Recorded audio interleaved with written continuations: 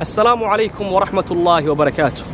ولاليال وولالكين محمد maanta mawduuceenu wuxuu ku saabsan yahay afar arrimood oo xabiibkeenu sallallahu alayhi wa sallam ilaahay uu ka magan gali jiray.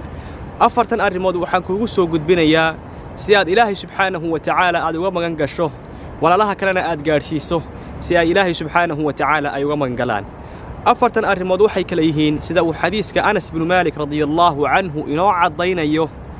wuxuu yiri nabigu alayhi salatu wasalaam wuxuu oran jiray اللهم إني أعوذ بك من علم لا ينفع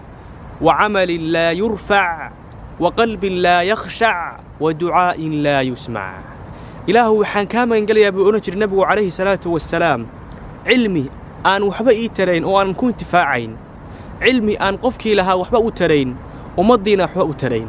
وإله سبحانه وتعالى كما ينقل النبي عليه الصلاة والسلام وعمل لا يرفع عمل أن لكريالين وإله سبحانه وتعالى أوسن أقبلين buu ilaahay ka magan gali jiray salaadaadi sadaqadaadi wanaagaaga dhan in ilaahay subhanahu wa ta'ala uu aqbali waayo ilaahay ka magan gal oo ilaahay waxaad weydiisataa amalkaaga ilaahay inuu aqbalo.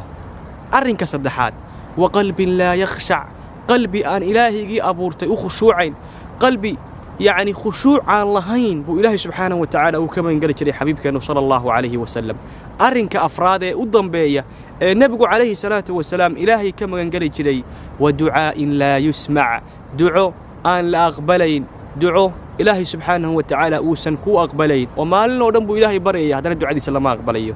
أفرت الرمود إلهي كما ينقل سيدا وحبيبك صلى الله عليه وسلم إلهي كما ينقل جري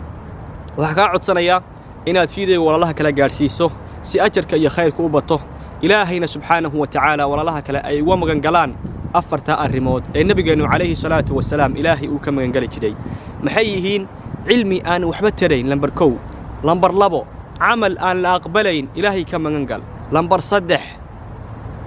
qalbi aan khushuucayn ilaahay subhanahu wa ta'ala ka magan gal lambar 4 ducadaada iyo baryadaada ilaahay subhanahu wa ta'ala inuu aqbali waayo إلهي سبحانه وتعالى كما قال